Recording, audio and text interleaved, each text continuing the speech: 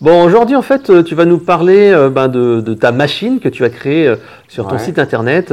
Comment, en fait, tu as optimisé le référencement, comment tu as mis en place véritablement des vrais tunnels de conversion qui cartonnent. Mais avant Mhm. cela, est-ce que tu peux te présenter en quelques secondes? D'accord, bah écoute, déjà merci Fred de m'accueillir sur ta chaîne et sur ton podcast. Je m'appelle Mathieu Vénis, j'ai commencé sur Internet en février 2012, donc ça commence à remonter un peu.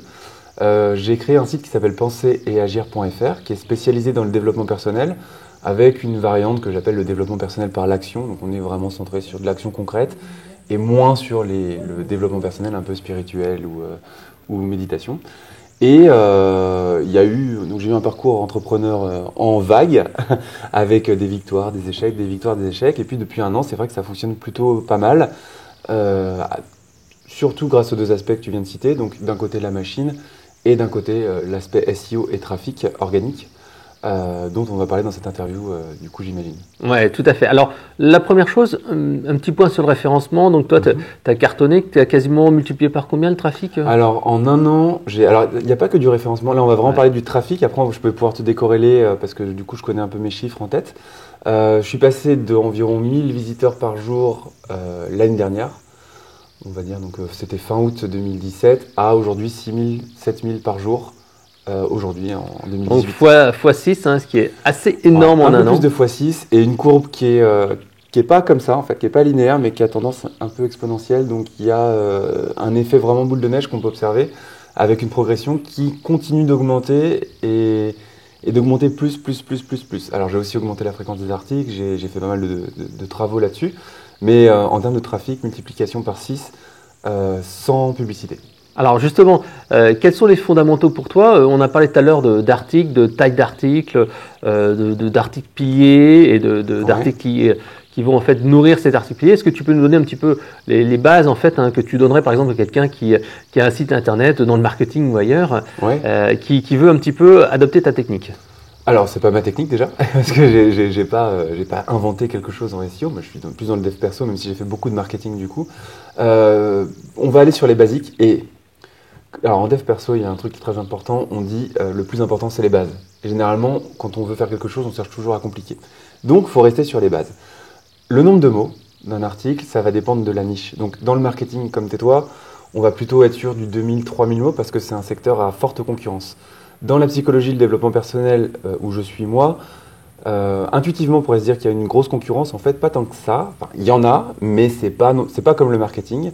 Donc là, C'est on peut se moins limiter. professionnalisé quoi. C'est moins professionnalisé, donc on peut être sur. Alors moi, je suis sur des 1000, 1500 mots minimum. Ouais.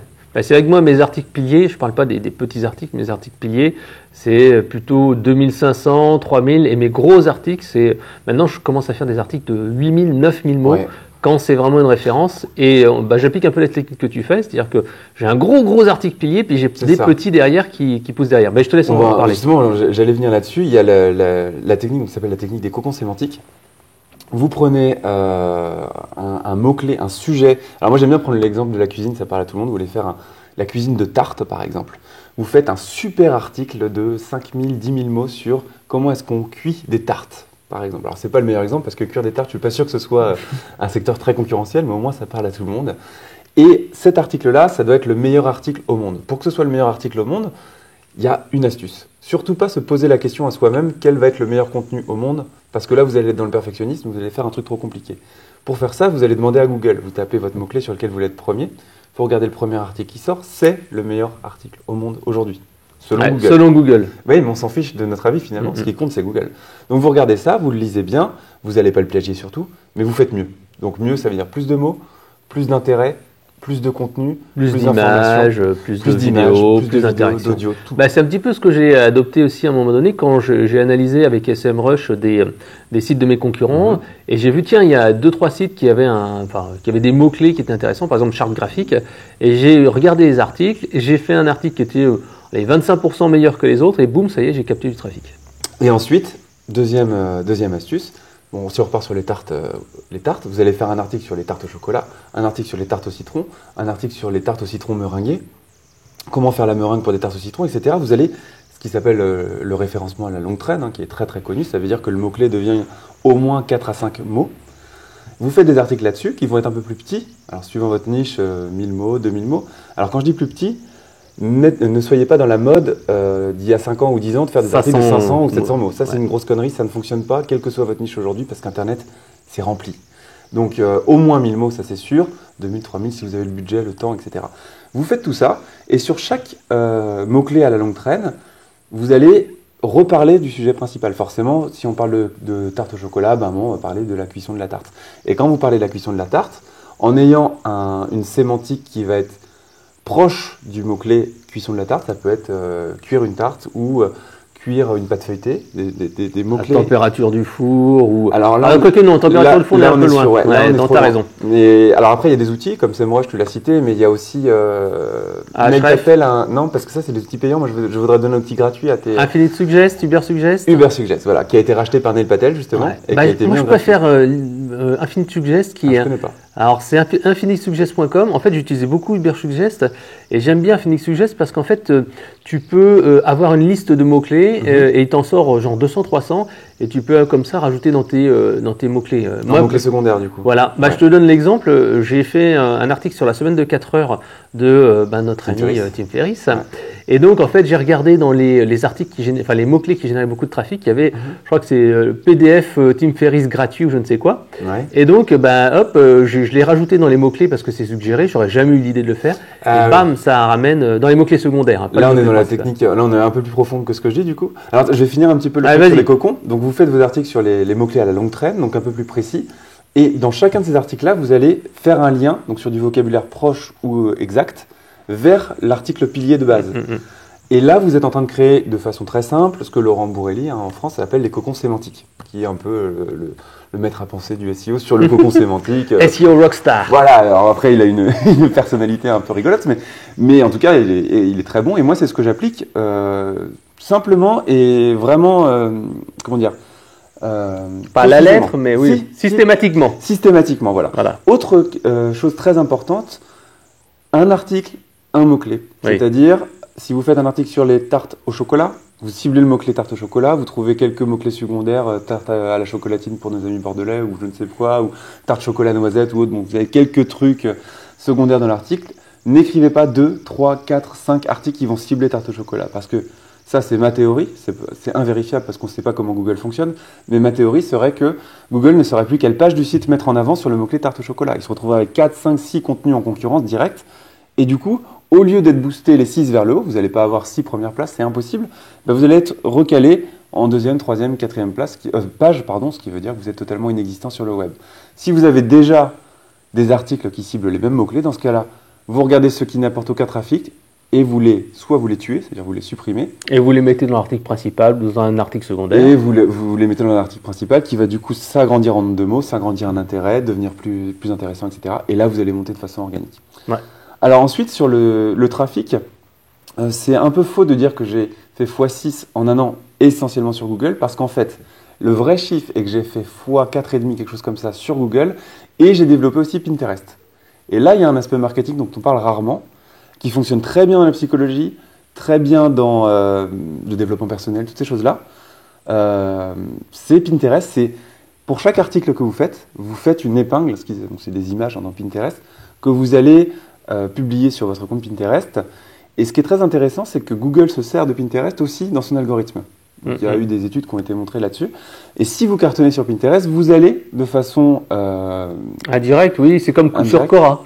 Moi, j'utilise pas mal depuis quelques temps Quora. Mais j'ai entendu. Ouais. Alors, je te conseille d'utiliser. Il y a très très longtemps, il y a 10 ans, j'utilisais Yahoo Question-Réponse, qui est mort il y a quelques années. Et Quora a pris le relais. Et en fait, mine de rien, il y a un peu de trafic, il y a un peu de recherche. Alors, c'est un peu de la longue traîne, c'est pas un truc qui va t'emmener des milliers de vues, mais c'est un petit truc un peu sympa auquel je réponds de temps en temps. Mais là, il y a une dépense en temps, du coup, parce qu'on répond aux questions, c'est ça? Et tu as des questions qui peuvent dater d'il y a même un an et tu réponds et tu essaies d'avoir la meilleure question. Alors, la meilleure réponse à la question. Dans ma vision, dans mon projet à moi, j'essaie d'économiser au maximum le temps, en fait. Et ce qui est intéressant, du coup, sur Pinterest, c'est qu'il y a besoin d'un graphiste et il regarde la liste des articles du blog qui sortent, en fait, et il les transforme en images, quoi, tout simplement. Il prend le titre et il fait une image.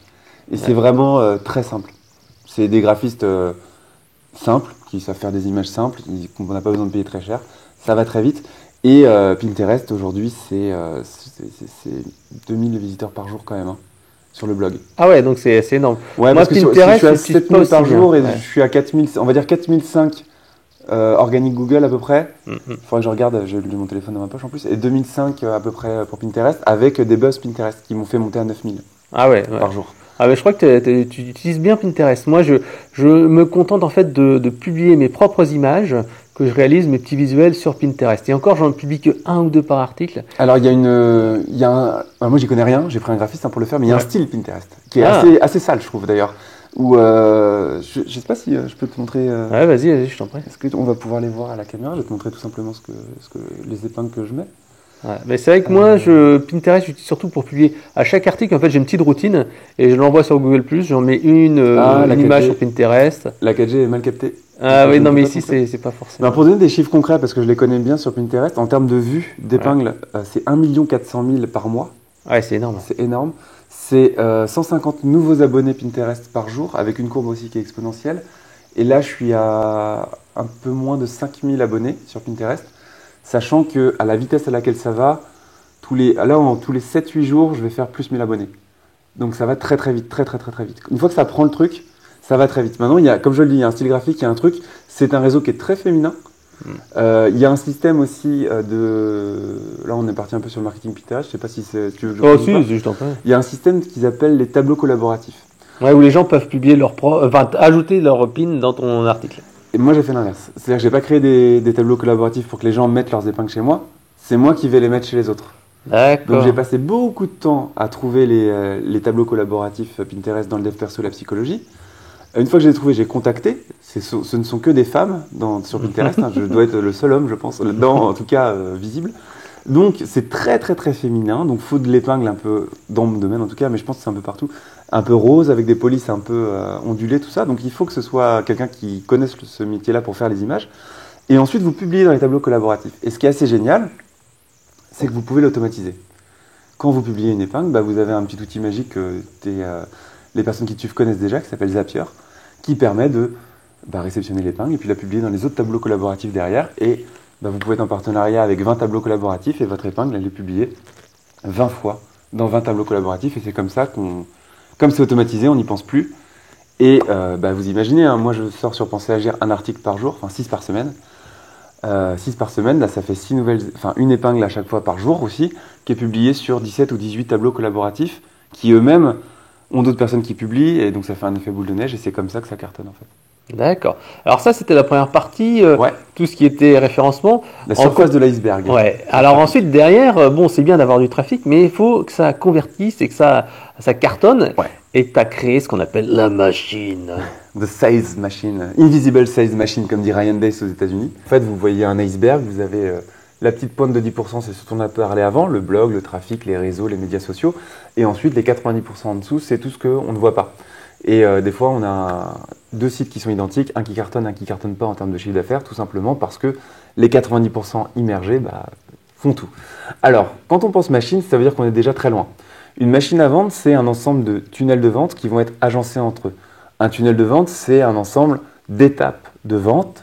Et au milieu de chacune de ces étapes, il y a un indicateur très pertinent qui s'appelle la conversion. Quand on a compris que dans le business, dans le marketing, tout est une histoire de conversion, on a à peu près trouvé le Saint Graal, on va dire. Et il faut y aller étape par étape. Il ne faut surtout pas se dire je fais une machine à vendre dès le début. Il faut se dire je commence à optimiser la conversion à cette étape. Ouais, là, comme dans le tunnel à air, on se dit où est-ce que je pêche. En gros hacking, c'est ça? Ouais, en gros hacking, c'est-à-dire est-ce que c'est du passage des prospects qui sont sur le site en abonnés newsletter? Est-ce que c'est d'abonnés newsletter en client payant? Est-ce que c'est du client 7 euros au client à 30, 40, 50 euros, etc. La première chose à regarder pour moi, si on me demande de regarder, c'est le taux de conversion visiteur-prospect sur votre blog par exemple. Si vous êtes... alors un gros trafic quand même, parce qu'après on peut avoir des 7%, des nombres assez indécents quand on est sur des niches très ciblées. Oui, qu'on a une landing page qui vient de publicité ou un mot-clé hyper ciblé. Truc hyper ciblé. Mais pour partir sur du générique, un peu comme conseil marketing, comme Penser Agir, c'est des sites un peu globaux. Si vous êtes en dessous de 1%, c'est que vous faites mal le job. Si vous êtes à 3%, c'est que vous êtes déjà bien, quoi. C'est que vous avez bien bossé. Quand je me suis intéressé à ça, alors je l'ai fait l'année dernière, en août, je me suis intéressé à ça. J'étais à 1,25% quand j'ai commencé à optimiser et je suis monté à 2,90%. Ouais, moi je suis un petit peu moins, je crois que je dois être un 52 ou 2 ou un truc comme ça. Alors là, tu peux encore améliorer, tu vois. Ouais. Pour moi, il faut être entre 2 et 3. Et C'est chaud parce qu'en fait, c'est du travail. plus tu as du trafic important, plus tu es hors sujet et moins tu as du mal à Alors, j'ai trouver une le bon technique. truc. J'ai une technique. Est-ce que tu la veux? Ah bah bien sûr. Alors, souviens-toi de ce dont on a parlé juste avant. On a parlé des cocons sémantiques, on a parlé de faire des articles piliers avec des articles en lien qui se référencent et tout ça. Moi, ce que je fais, c'est que pour chaque cocon sémantique, je trouve mes mots-clés, tout ça, je commande les articles à mes rédacteurs. J'ai des rédacteurs qui rédigent des articles.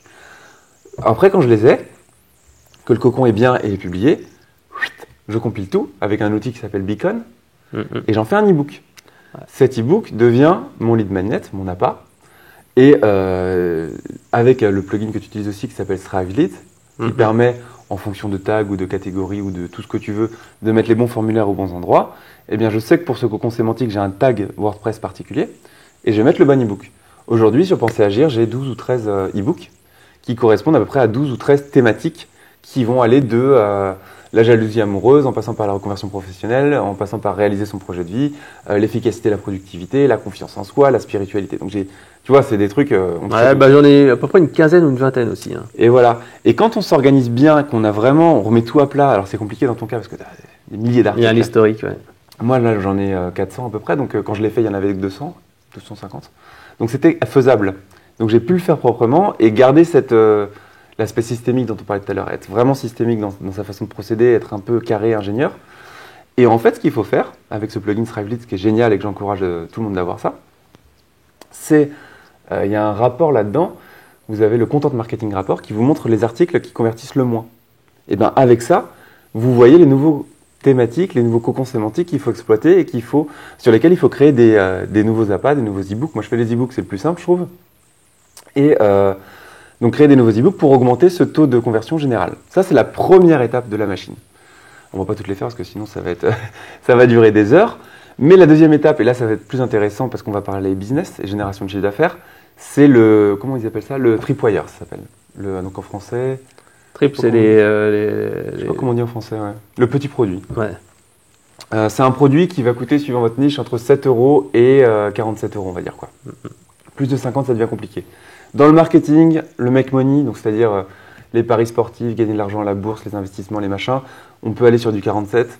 Dans tout ce qui va être psychologie, développement personnel, spiritualité, on est plutôt sur du 7, 17. Sur mon site, si vous voulez le tester, vous pouvez y aller.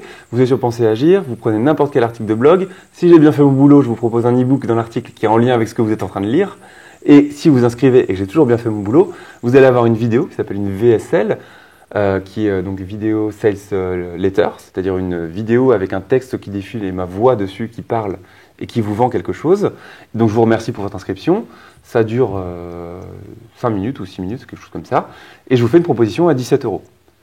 Et ça, c'est l'une des étapes, négligée par tout le monde, qui est la plus importante de votre machine. Je vais vous donner un chiffre très important parce que cette vidéo, je l'ai testée, mais à un point vraiment très élevé et j'ai pas fini. Je l'avais sorti à 7 € le produit. J'en vendais, je sais plus, j'ai pas les pourcents en tête, mais j'en vendais, on va dire, un chiffre X. Je l'ai passé à 17 €, la même vidéo, le même produit, juste le prix qui change. J'en vends plus. Alors que donc c'est plus cher, t'en vends plus pour. Voilà, c'est inexplicable. Alors on peut avoir des théories. Est-ce que si c'est plus cher, ça paraît plus qualitatif, ou est-ce que si c'est moins cher, ça paraît une arnaque? On peut essayer d'interpréter. Finalement, on s'en fiche parce que ce qui nous intéresse, c'est les chiffres bruts. Et là, je suis pas en train de dire que le panier moyen est plus élevé ou autre. C'est la valeur absolue de personnes qui achètent est plus élevée si c'est à 17 € plutôt qu'à 7.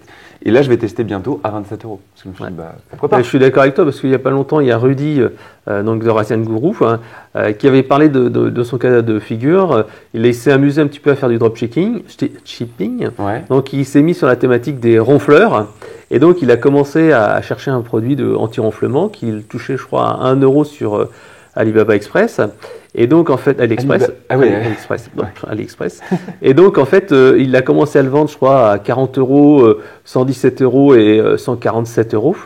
Et en fait, il s'est rendu compte que quel que soit le prix, les gens achetaient. Et donc il est passé d'un produit qu'il achetait 1 € à 147 € et il en vendait autant. Et donc il s'est dit, mais pourquoi je vendrais ce produit à 47 ou 97 ou machin? Les gens sont prêts à mettre 147. Sur le ronflement et aussi sur la capacité à s'endormir, c'est des problématiques qui sont tellement fortes émotionnellement et qui touchent énormément de domaines de la vie, parce que quand on ronfle, ça brise son couple. Voilà, c'est ce qu'il disait. Ouais. Il avait mis l'émotion là-dessus. Et voilà. Et si on vend le résultat et pas l'objet, par exemple, il y a une start-up, moi je l'ai chez moi parce que j'avais des problèmes, pas d'insomnie, mais j'ai un peu de mal à m'endormir quand même parce que je pense trop avant de m'endormir. Et il y a une start-up française qui a fait un produit qui s'appelle Dodo, D-O-D-O-W. Donc c'est un machin blanc, bien fini, joli, un petit rond, avec une LED bleue, et on appuie dessus comme ça, et ça projette une lumière bleue au plafond, et ça agrandit le halo, ça le réduit, et on cale sa respiration dessus. Ça nous met en cohérence cardiaque, ça dure 8 minutes, et on est censé s'endormir. Et ça fonctionne, je trouve, moi j'adore ce truc, et ça vaut 50 €. Si on regarde la fonction du machin, c'est juste une diode qui envoie une lumière au plafond. Donc ça vaut... Avec un petit minuteur ou un petit truc, ouais, un petit... Voilà, avec une puce, enfin ça vaut rien, quoi. Mais comme je suis client et comme je l'ai acheté, du coup j'en parle en connaissance de cause, bon, ils m'ont vendu 50 €, je pense qu'il aurait vendu 75, 80, je l'aurais aussi acheté parce qu'il n'y a pas de différence. L'apport que ça fait, c'est garanti, c'est fait rembourser, tout ce qu'il faut. Si on arrive à s'endormir, on peut mettre énormément d'argent parce que ça nous pourrit la vie de ne pas s'endormir. Donc les ronflements, je pense que c'est pareil. Et il faut toujours décorréler le prix de l'objet et le corréler au résultat attendu. J'avais aussi un autre exemple avec un coach qui était dans la séduction, le fameux domaine de coach en séduction. Ils avaient réussi à vendre un e-book, donc un PDF, 75 ou 80 €, je crois. C'était un PDF de 30 pages. Mais c'était la formule secrète pour faire ceci, séduire les filles, blablabla. Bla. C'était formulé dans un langage très cru qui donnait vraiment envie de l'acheter. Ils en ont vendu des tonnes. Et donc, il faut oublier le support et penser au résultat. Ça, c'est hyper important et je pense que c'est un peu l'exemple qui est là-dedans.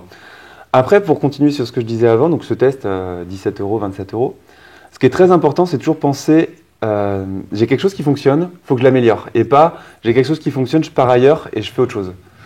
Quand ça fonctionne, après, on met des mécanismes de vente additionnels, ce qu'on appelle en anglais des upsells. Alors, il y a les upsells, il y a les bumps. Cross-sell. Le cross-sell, c'est un peu différent. C'est une fois que la personne est cliente, on lui vend d'autres produits qui sont plus ou moins liés à ce qu'il veut. Donc, c'est un peu plus tard dans la machine, ça. Mais déjà, sur le premier truc, on vend l'appât. La personne télécharge l'appât, on vend le tripwire, le produit d'appel. Derrière, déjà sur le bon de commande, mettre un bump. Le bump, c'est la case à cocher. C'est vous êtes en train d'acheter ça. Bon, seulement pour les personnes qui achètent ça, je vous propose ce produit à 37 € au lieu de 97 €. C'est valable que sur cette page-là. Et il y a une phrase qui est un peu magique, que j'avais prise à un marketeur français, qui est si vous vouliez réavoir cette offre-là, il faudrait racheter le produit, ce serait un peu bête, non, quand même. Ça, je trouve ça assez génial parce que la personne se dit, c'est con quand même. Et en plus, c'est garanti 30 jours satisfait ou remboursé. Tu vois. Ouais. Donc ça marche bien. Les bumps, là, la petite case à cocher où la personne est prête à acheter dans l'émotion et a juste un clic à faire, ça marche bien. Ensuite, derrière... Mais tu n'as pas un doute parce que souvent, généralement, ce qu'on fait, c'est qu'on fait juste derrière, après la vente, pour éviter que la personne se pose trop de questions, en fait. Si elle veut pas, elle passe. Ouais. Pour moi, quand elle arrive en bas, alors le bump est en bas de la page, il est pas en haut. Ouais. Et donc, elle a déjà rentré ses informations de carte bancaire, d'adresse et tout ça. Hein. Donc, c'est vraiment, si elle veut pas, elle le passe finalement. Ouais. Elle va pas se dire, ouais, c'est un enfoiré. Non, elle a déjà fait du travail. Et chaque ligne qu'elle remplit, c'est un engagement, tu vois, émotionnel, quoi. Ensuite, on arrive à la deuxième étape, l'upsell. Si vous avez vendu à 17, qu'est-ce que vous allez vendre derrière, par exemple? Moi, chez moi, j'ai un produit à 47 €. Mais je ne m'arrête pas là. Les gens qui achètent à 47 ou qui n'achètent pas, je leur propose un truc à 97. Ceux qui achètent à 97, je leur propose un truc à 297. Après, je n'ai pas au-dessus, je ne peux pas aller plus loin. Mais il y a très peu de personnes qui vont faire 17, 47, 97, 297. Très peu. Mais il y en a. Il y en a. Et ces gens-là, c'est eux qui vont faire que vous allez avoir un panier moyen qui va être bien supérieur à 17 €, qui est le prix intuitif qu'on verrait. Si vous avez juste un seul produit, vous ne serez jamais rentable. C'est comme dans l'e-commerce, c'est pas la première vente qui compte, c'est la seconde vente où on commence à gagner de l'argent. Ouais, et c'est les gens, c'est la minorité. Il faut avoir beaucoup de trafic pour faire ces tests-là, hein, c'est compliqué. Mais quand vous voyez un peu les chiffres qui s'organisent, vous allez voir qu'il y a des gens qui achètent tout, des gens qui adorent ça, qui sont dépensiers, qui ne vont pas demander les remboursements. Bon, il faut quand même faire des produits de qualité derrière. Hein. Moi, ce que je vends, c'est quand même de qualité. Et ça va fonctionner. Ça, c'est la première étape de la machine à vendre. Et ça va vous faire, 20% de votre chiffre d'affaires à peu près. Global, je dirais. C'est vraiment pas négligeable, ce truc-là. Ok. Alors, on arrive sur la fin de la machine. Ouais, et on a changé d'endroit, comme vous pouvez le voir. Il y a des gens qui sont... Ah oui, on s'est transporté dans le temps. Ouais. Alors, donc, la fin de la machine, c'est quoi? Et puis après, justement... Si on veut en savoir plus et tester en live ton tunnel, on va sur quel site? Si on veut tout tester, il va falloir acheter, donc ça va être compliqué.